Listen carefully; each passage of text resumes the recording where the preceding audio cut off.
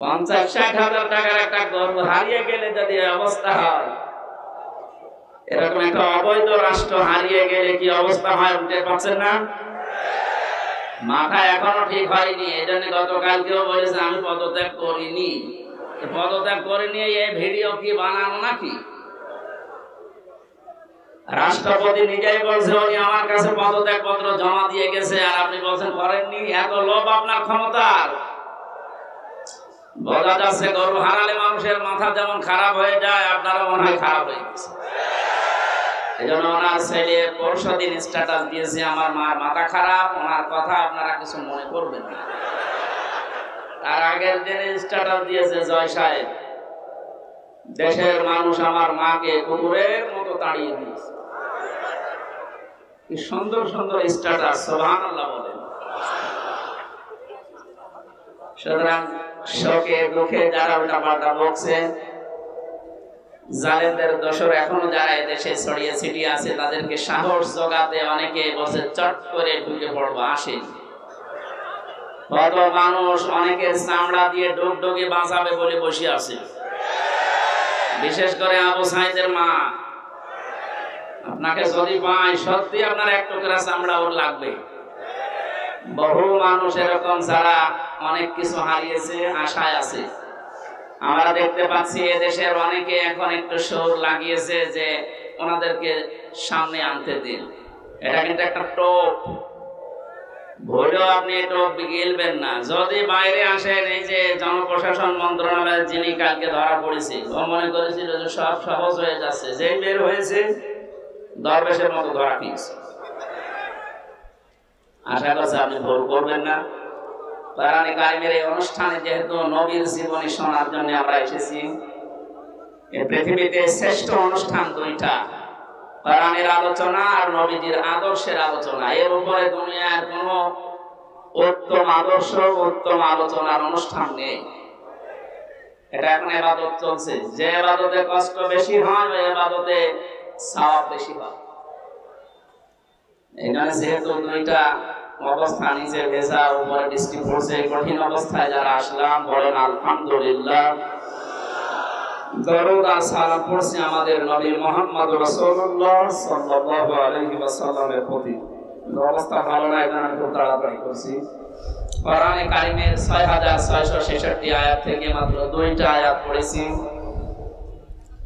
সূরা কাসাসের 5 number আয়াত, সূরা আহজাবের 21 number আয়াত। আমরা দুইটা আয়াত থেকে, বিশেষ করে যেহেতু এটা সিরাতুন নবী সাল্লাল্লাহু আলাইহি ওয়াসাল্লাম মাহফিল, সেই হিসাবে সূরা আহজাবের 21 নাম্বার আয়াতটা বেছে নিচ্ছি। সূরা কাসাসের যে সুসংবাদটা, এটা আপনাদেরকে শোনাতে চাই। আল্লাহ পাক বলেন নুরিদু আন নামুন্না আলাল্লাযীনা ইসতুযিফু ফিল আরদি ওয়া নাজআলাহুম আইম্মাতাও ওয়া নাজআলাহুমুল ওয়ারিসিন। এই পৃথিবীর ময়দানে ফেরাউন চেয়েছিল যতগুলো দল আছে কাউকে কিছু বলবো না, শুধুমাত্র মুসা আলাইহিস সালামের যে অনুসারী যে দল, এই দলকে আমি ধ্বংস করে দেব। হাজার হাজার বছর আগে ফেরাউন বুঝতে পেরেছিল এদেশে যেহেতু দল বিদলে বহু মানুষ বিভক্ত হয়ে আছে, কোন দলের দ্বারা তার ক্ষতি হওয়ার সম্ভাবনা নেই। একটা দলের দ্বারা তার ক্ষতি হওয়া, তার রাজত্ব, তার সিয়ার চলে যাওয়ার সম্ভাবনা আছে, সেটা মুসা নবীর দল। এখানে বড় টার্গেট ছিল এই দলটাকে। হাজার হাজার বছর পর 2009 সাল থেকে 24 সাল পর্যন্ত পৃথিবীতে লেডি ফেরাউন যারা এসেছে, তার ভেতরে অন্যতম আমরা অনেককে পেয়েছি। তারাও বুঝে ফেলেছে এদেশে হাজারো দল আছে, কারো দ্বারা সিয়ারের ক্ষতি হওয়ার সম্ভাবনা নেই। একটা দলের দ্বারা এদেশের সিয়ার নড়ে যাওয়ার সম্ভাবনা আছে। সে দলের ভেতরে আমরা 4টা জিনিস পেয়েছি। কোন দল যদি কেউ গঠন করে, সূরা আলে ইমরানের ভেতরে 4টা বিষয় আল্লাহ জানিয়েছেন। 104 নাম্বার আয়াত। দল করতে আমরা জানি 4টা জিনিস লাগে। 1 নাম্বারে নেতা লাগে। কি লাগে? নেতা ছাড়া দল হয়? কোরআনে কারিমের জন্য বিশ্ব নবীকে আল্লাহ হে নেতা এই শব্দ বলে ডাক দিয়েছেন। ইয়াসিন।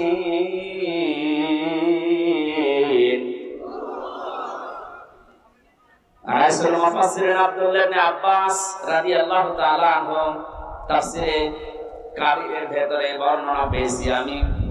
ইয়া মানে হে, সিন মানে সাজ্জেদ। সিন শব্দের তিনি 5টা ব্যাখ্যা দিয়েছেন। রাসূল মুফাসসিরিন নবীজির আপন চাচাতো ভাই আব্দুল্লাহ ইবনে আব্বাস তিনি বলেন সিন মানে সাজ্জেদুল আলামিন, সিন মানে সাজ্জেদুল বাশার, সিন মানে সাজ্জেদুল কাউনাইন, সিন মানে সাজ্জেদুল আম্বিয়া, সিন মানে সাজ্জেদুল মুরসালিন। আলামিন দিলেন কেন? শুধুমাত্র এই জগতে না, যত জগৎ আল্লাহ বানিয়েছে, যত গ্রহ উপগ্রহ আছে, যেখানে আপনি বাস করেন না কেন, আপনাকে মুহাম্মদুর রাসূলুল্লাহকে নেতা মানা লাগবে। নেতা এই শব্দটা শুনলে অনেকে রাজনীতি মনে করে।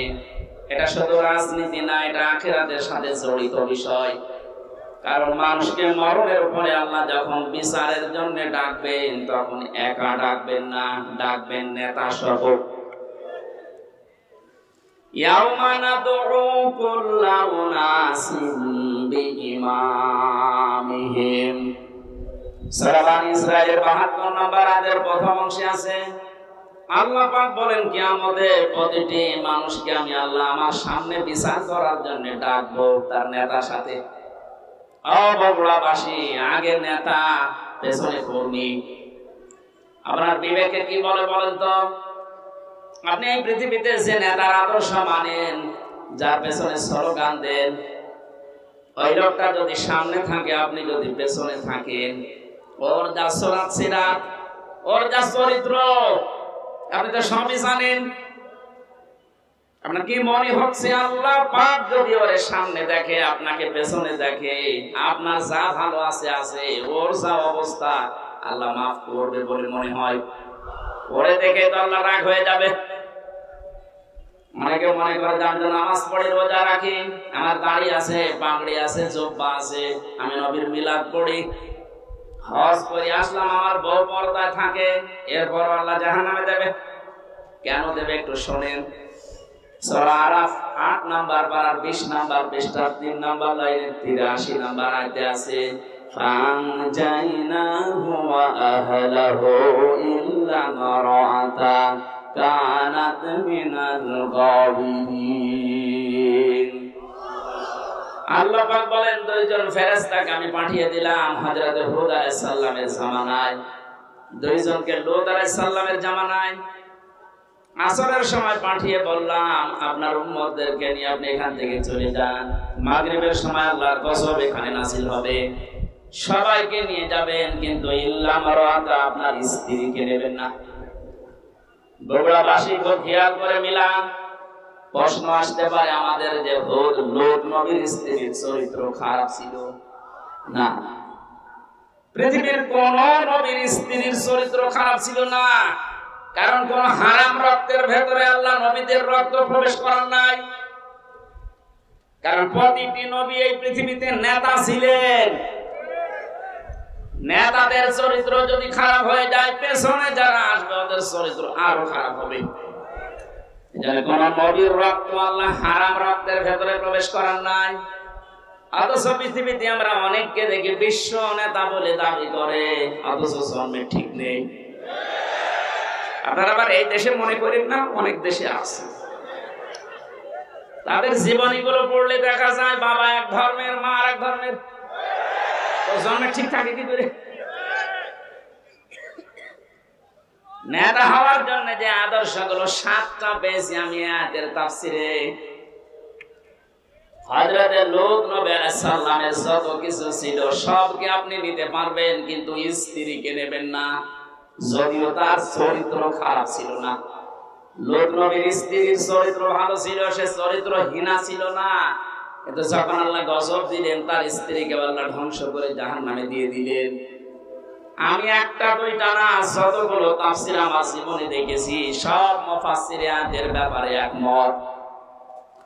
আমি এটা প্রথমে বুঝছিলাম না, জেলখানা যাবার পরে আপনাদের এই পাশের বিভাগ রংপুর বিশ্ব ইসলামী আন্দোলন বাংলাদেশ জামাত ইসলামের সহকারী সেক্রেটারি জেনারেল ছিলেন জনাব এটিএম আজহারুল ইসলাম।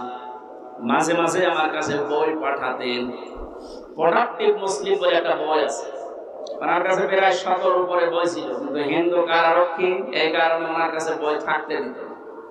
বই যদি কাছে থাকতে না দেয়, বাধ্য হয়ে যারা ইসলাম বোঝে, ইসলাম প্রচার করে, এরকম মানুষের কাছে পাঠিয়ে দিত। আমার সাথে যেহেতু পরিচয় ছিল, এই জন্য মাঝে মাঝে কারারক্ষীদেরকে বলতো হামসাকে বইগুলো দিয়ে আসো, যেন শেষ করে, করার পরে যেন বাইরে এগুলো প্রকাশ করে। তার ভেতরে এই তথ্যটা পেয়েছি আমি। লোক নবীর স্ত্রীর চরিত্র ভালো, সে চরিত্র হীনা ছিল না, তারপরও আল্লাহ তাকে ধ্বংস করে দিয়েছেন একটাই মাত্র কারণ। সব মুফাসসিররা জানিয়েছেন সে তলে তলে চরিত্রহীন লোকদেরকে সাপোর্ট করত। বগুড়াবাসী, আপনি এখান থেকে কিছু নেবেন না। আপনার চরিত্র ভালো, আপনি নামাজ পড়েন, রোজা করেন, আপনার বউ পর্দায় থাকে, কিন্তু এমন মানুষকে আপনি সাপোর্ট করেন যার চরিত্র ভালো না। এরকম মানুষ দেশে নেই। লোক নবীর স্ত্রীকে যদি আল্লাহ চরিত্রহীনদের সাপোর্ট করার কারণে জাহান্নামে দেয়, আপনাকে দেবে না মানে? এখানে যার পেছনে থাকবেন খুব খেয়াল করে। এটা দুনিয়ার বিষয় হলে আল্লাহর কসম আমি বলতাম না, এটা সম্পর্ক আখিরাতের সাথে। এই পৃথিবীর ময়দানে যার আদর্শ ঠিক নেই, নেতা ঠিক নেই, এ মারা যাওয়ার পরে কিতাবুল মুফরাদের ভেতরে হাদিস পেয়েছি, আলাদাবুল মুফরাদ, ও মরণের সঙ্গে সঙ্গে বিনা হিসাবে বিনা বিচারে জাহান্নামী। আমি আপনাদেরকে বাঁচাতে এসেছি। এখন যদি আপনি বাঁচতে না চান, যান আপনার বিবেকের উপরে ছেড়ে দিলাম। আমি দেখতে পাচ্ছি কোরআনের চোখ লাগিয়ে যে আপনি জাহান্নামে যাচ্ছেন। আসেন, ফিরে আসেন। এখনো পশ্চিম দিকে সূর্য ওঠে নাই, এখনো পর্যন্ত তওবার দরজা বন্ধ হয়ে যায়নি। ফিরে আসেন, এটা দুনিয়ার বিষয় না। বগুড়াবাসী বহু ভালোবাসি আপনাদের। এটা দুনিয়ার বিষয় না, এটা আখিরাতের সাথে সম্পৃক্ত। আপনি তো ওরা খাচ্ছেন। সাইয়্যিদুল বাশার আল্লাহ দিয়েছেন, সাইয়্যিদুল আলামিন দিয়েছেন। যদি বলেন আমি বগুড়ায় না, আমি কুষ্টিয়ায় বাস করি, কুষ্টিয়া কি পৃথিবীর ভেতরে না? শুধুমাত্র 228টা রাষ্ট্র নিয়ে পৃথিবী গঠিত। এখান থেকে আরো যত গ্রহ আছে, কেউ যদি বলে আমি মঙ্গল গ্রহে বাস করি, ওইটা কার? কেউ যদি বলে চাঁদের দেশে বাস করি, ওইটা কার? ওখানেও আপনাকে নবীকে নেতা মানা লাগবে। ইয়াতানাজ্জালুল আমরু বাইনাহুন্না, প্রত্যেকটি জায়গায় আল্লাহর বিধিবিধান নাজিল হচ্ছে ওই সৃষ্টি দেখে দেখে। কেউ যদি বিজ্ঞান মঙ্গল গ্রহে নিয়ে যে বলে আমি এখানে বাস করব, আমি আর পৃথিবীতে যাব না, আপনাকে ওখানে যতদিন বসবাস করবেন বিশ্ব নবীকে আদর্শ নেতা মানা লাগবে। না মানলে আপনি জাহান্নামে। দল করতে প্রথমেই নেতা লাগে। আমাদের যে নেতা আমরা পেয়েছি, পৃথিবীর শ্রেষ্ঠ নেতা, এর চাইতে বড় নেতা দুনিয়ায় আছে আর? আমরা যাব চরিত্রে 2 নম্বরে লাগে। আমরা জানি সংগঠন। পৃথিবীতে বহু সংগঠনের নাম আমরা পেয়েছি। বাংলাদেশ জামাতে ইসলামী এর ভেতরে যে শব্দগুলো দিয়ে গঠিত, আপনি তাকান। অনেকে বলে মওদুদি বানিয়েছে, আরে শয়তান বানিয়েছে যে। আপনি লক্ষ্য করেন শব্দের দিকে, জামাতে ইসলামী, ইসলামের দল, এর চাইতে আর সুন্দর জিনিস কি থাকে?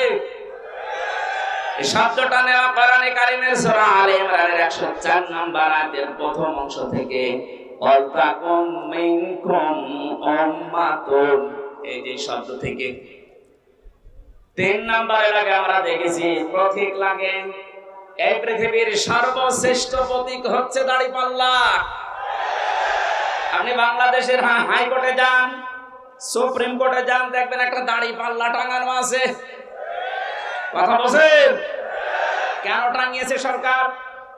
এ বাংলার 18 কোটি মানুষকে বোঝাতে চাই যে বাংলাদেশের বগুড়া জেলার ম্যাজিস্ট্রেট কোর্ট, জজ কোর্ট থেকে যদি তোমরা ন্যায় বিচার না পাও, হাইকোর্টেও যদি না পাও, সুপ্রিম কোর্টে এসে দেখো দাড়িপাল্লা টাঙানো আছে। এখানে পাল্লায় একদিকে ঝুলে যাওয়া না, একেবারে সমান্তরাল। তার মানে সরকার বাংলার মানুষকে বোঝাতে চাচ্ছে যে এখানে আসলে ন্যায় বিচার পাওয়া যাবে। যে প্রতীক দিয়ে আমাদেরকে আপনি দেখাচ্ছেন যে এখানে ন্যায় বিচার কায়েম হয়, এই প্রতীকের মানুষগুলো যদি সত্যি সত্যি ওই জায়গায় যেতে পারে, ন্যায় বিচার কত প্রকার কি কি আপনি চোখে দেখতে পাবেন। বাংলাদেশ জামাত ইসলামীর কেন্দ্রীয় আমির, আমার তো মনে হয় আমার চোখে দেখা, আমি জেলখানায় ওনার সাথে যতদিন ছিলাম আমি দেখেছি তার ঈমান, তার আমল, তার আখলাক, এমনকি তার যে তাওয়াক্কুল আল্লাহর উপরে, যে ইখলাস নিয়ে তিনি কাজ করেন, এটা জীবিত ওলি একজন। এই মানুষটা ঘোষণা দিয়েছে বাংলাদেশে অনেকেই মেয়েদেরকে বোঝাচ্ছে, জুজুর ভয় দেখায় যে ইসলাম যদি ক্ষমতায় যায় তোমাদেরকে ঘরবন্দি করে ফেলবে। উনি ঘোষণা দিয়েছে ইসলাম যদি সত্যি বাংলার ক্ষমতায় যায়, মেয়েরা এমন কথা বলতে বাধ্য হবে যে কিয়ামত পর্যন্ত ইসলাম বাংলাদেশে থাক। আপনি একটু দিয়ে দেখেন না কেন? প্রতীক যখন টাঙানো দেখে বলছেন যে না এটা ন্যায় বিচারের প্রতীক, এ প্রতীক যদি সামনে আসে আপনি হাতের কাজ করবেন তো? বলেন, এটা তো রাজনীতি। হ্যাঁ, এটা যদি রাজনীতি মনে করেন এইটাই রাজনীতি, এর বাইরে রাজনীতি করা জায়েজ নেই। কারণ এর বাইরে আপনি দাড়ি পাল্লার বাইরে যত রাজনীতি 53 বছরে দেখলেন না, দাড়ি পাল্লার বাইরে আমরা যা দেখলাম, দেখতে পেয়েছি অধিকাংশ গুলোই দুর্নীতিতে ভরা। গত কয়েকদিন আগে বাংলার এক নাস্তিক অধ্যাপক আনিসুর রহমান আল্লাহকে বিশ্বাস করে না, কিন্তু এই দেশের দাড়ি পাল্লাওয়ালা মানুষগুলোকে দেখে সে ঘোষণা দিয়েছে 5টা বছর যদি এদের হাতে এ দেশের ক্ষমতা তুলে দেওয়া যায়, দেশ থেকে দুর্নীতি ঝাঁটিয়ে বিদায় করে। নাস্তিক হয়ে বুঝলো, আর আপনি এখন উল্টাপাল্টা ধারণা করেন। 4 নম্বরে লাগে আমরা দেখেছি শুধু অফিস একটা লাগে। আমাদের যে অফিস আছে এই পৃথিবীতে, আমাদের অফিসের নাম হচ্ছে মসজিদ। আমাদের অফিসের নাম কি? দুঃখজনক হলো সত্য, 5 তারিখ আগস্টের পর থেকে আজকের এই 15 তারিখ, 1 মাস কয়েকদিনের ভেতরে বগুড়া না হলেও বাংলার বহু জেলাতে আমরা দেখতে পাচ্ছি অনেকে এখন মসজিদে আল্লাহর কোরআনের কথা, তাফসীরের কথা বলতে নিষেধ করছে। 15.5 বছরে এত বড় বড় জালেমরা পর্যন্ত সাহস পায়নি যে মসজিদে আল্লাহর কথা বলা যাবে না, কিন্তু এই 1 মাসে 8-9 দিন আমরা দেখতে পেলাম। খুব দুঃখ লাগছে এদের আচরণ দেখে। কারা এরা আমরা জানি না। কোরআনে কারীম আপনাদের সম্পর্কে জানিয়েছে, ওমান আসলামু মিম্মান মানাআ মাসাজিদাল্লাহি আইয়ুযকারা ফীহা ইসমুহু ওয়া সামা ফী খারাবিহা ইলা আখিরি আয়াত। সূরা বাকারা 1 নম্বর, পারা 17 নম্বর, পৃষ্ঠা 4 নম্বর, লাইনের 114 নম্বর আয়াতের প্রথম অংশে আছে। তাফসীরে ফি জিলালিল কোরআনে মুফাসসির সাইয়্যিদ কুতুব রাহমাতুল্লাহ আলাইহি ব্যাখ্যা করতে গিয়ে লিখেছেন, আল্লাহ তাআলা বলেন এই পৃথিবীতে বড় জালেম যদি দেখতে চাও, আমি আল্লাহর দৃষ্টিতে সবচাইতে বড় জালেম ওই লোকটা যে লোকটা আল্লাহর ঘর মসজিদে তার কথা, তার আলোচনা, তার কোরআনের কথা বলতে নিষেধ করে, বাধা দেয়। এটা বড় জালেম আমরা দেখতে পাচ্ছি বিদায় নিয়েছে। কিন্তু এখন যারা আছেন এই জুলুমের নিজেকে জড়িয়ে আপনি বড় জালেমের খাতায় যাবেন না। আল্লাহর ঘর মসজিদ এই দেশে পৃথিবীতে আল্লাহর বান্দা যারা দাবি করে তাদের জন্য এটা অফিস। কথা বলেন। দল করলে যেমন অফিসে যাওয়া লাগে, আমরা এমন দল করি যে 5 বার আমাদের আল্লাহর অফিসে যাওয়াই লাগে, না গেলে আপনি আর ও দলে থাকতে পারবেন না। সুতরাং আমরা যেটা বোঝাতে চাচ্ছি, নেতা এই শব্দটা শুধু দুনিয়ার সাথে যদি আপনি মনে করেন যে দুনিয়ার বিষয় নেতৃত্ব না, এটা আখিরাতের সাথে সম্পৃক্ত। আল্লাহ নিজে ডাক দিয়েছেন নবীকে, হে নেতা। এই শব্দ দুনিয়া আর কাউকে আল্লাহ দেন না। সুতরাং আল্লাহর ঘোষণা দেওয়া নেতা দুনিয়ায় কয়জন বলেন? তাকে বাদ দিয়ে যদি অন্য কাউকে আপনি নেতা মানেন, আপনি লিখে নিতে পারেন আপনি জাহান্নামী।